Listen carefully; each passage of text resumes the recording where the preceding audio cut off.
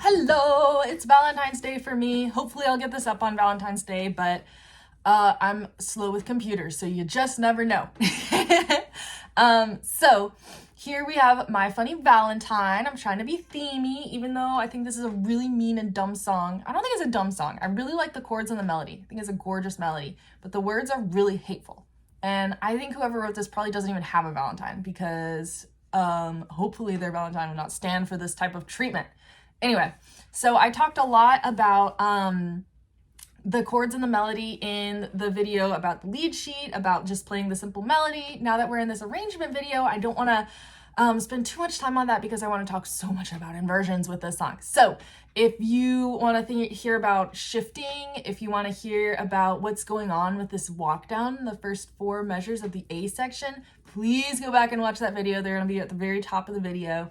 And it should be really informative. I may reference back to it a couple times, but I don't want this to be like 20 minutes long, so I'm going to try to focus on the things that make this an arrangement rather than just the brilliant construction of this melody, and the harmony accompanying it. So we're starting in E minor and we end in C major. Now these are relative major and minor to each other. A minor, check this out. Okay. That's C. Now we're going to go up to A.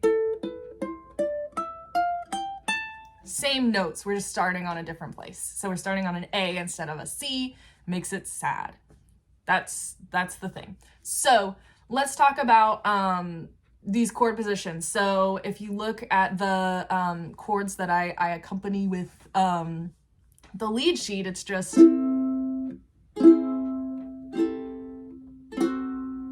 It's very straightforward, and that's how these first 4 bars are. Thankfully, this melody starts on the A string, so we're not having to trade back and forth between the A string and E string for melody very much on this one. We're mostly just climbing up the neck, playing our A string. So we're gonna go with the same position.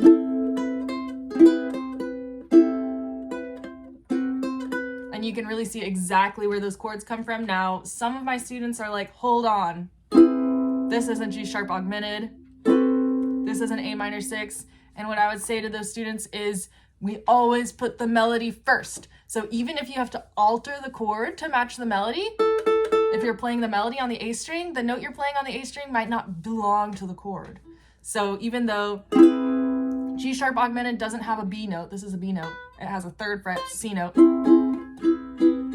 because the melody is da da da da da da, we gotta honor the melody first. So we already have a C. We have a low C in this chord already. We're doing okay. Anyways, and then we continue. You make me. Now we go up. Now we could have done that. We could have done that. And then I could have done, but I didn't want you to have to lift your ring finger like that. File with, I'm playing the 7th fret here. So I decided to make it a big stretch instead. So we're stretching, we're barring the 5th fret. Smile with my, where'd we go? Now it's just a straightforward B minor 7 flat 5, straightforward E7. All is well. Now the melody moves up. So we talked in the other video about this melody moves up a 3rd. It's the same motif, but it's a little higher. It's starting on the C, which is the 3rd of the chord, rather than the A, which is the root of the chord. And so to accomplish this, I wanted to have this feeling of...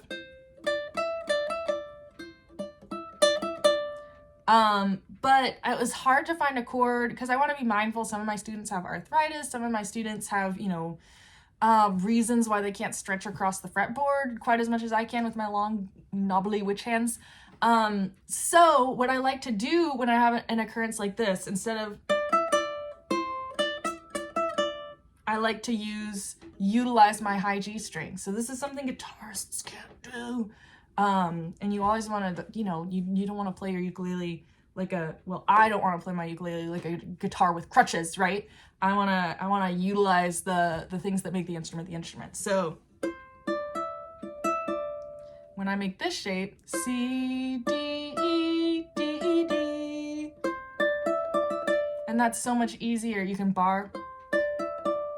So that's the melody. Do, do, do, do, do, do, do, do, do, do, do, do, do, do, do, do, do, do. But we have this walk down going along with it. So I find on the 9th fret my A note. Now I walk down to my G sharp. Now here's a tricky one. Now I think you probably ought to do this as a 4-finger chord, but in the video I couldn't get fast enough, so you can move your ring finger over however you can get the melody out. But yeah, so we have this walk down, and then we have this melody happening between these 3 strings. So it looks like my strings are invisible. I have straightness. There's clear nylon, D'Addario, clear nylon custom extruded, baby. So, all right, yet you're mine. Ah! Now we're gonna talk about inversions. D minor 7, D minor 7, D minor 7. Favorite work of. So here's the, I'm working out of these inversions. Favorite work of. Now a higher inversion of F minor. Oh boy, it's gonna be hard for me to remember. There we go. Those are the 3 tried inversions. And now G7. We're going up to the 7th fret. Is your, now this part we're jumping back and forth.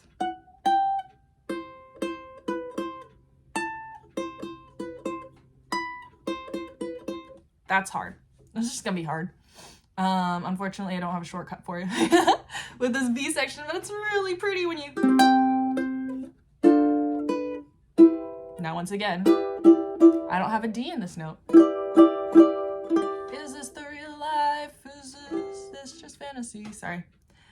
So melody always comes first. So normally if I were playing this inversion of E minor 7, I would be playing like this. But because the melody note is a C and I'm playing my melody all along the A string, I'm always gonna go like this. And then I'm gonna go up here. Now you might be like, oh, Krista, why are you leaving these strings open? Well, this is a C chord, and these are already notes in C, C and G.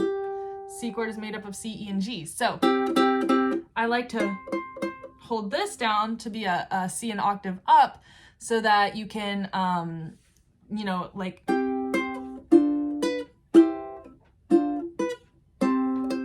there's a C in the melody, and so you can do, and before you have to shift. That's why I did that. And then, but the last one, I like this chord.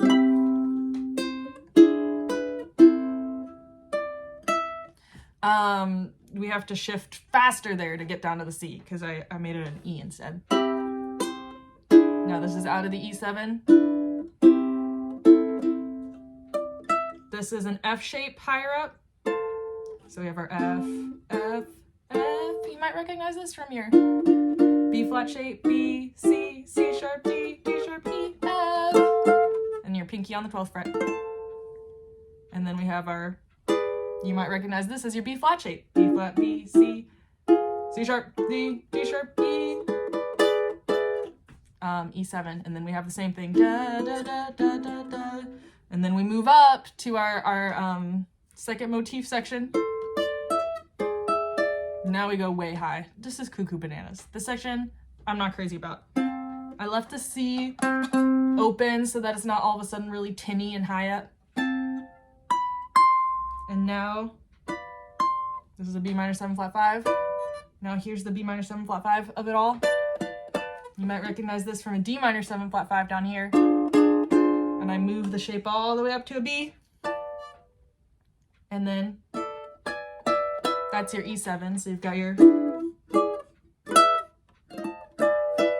right there. Same as your G7, but scooched way, way, way high up.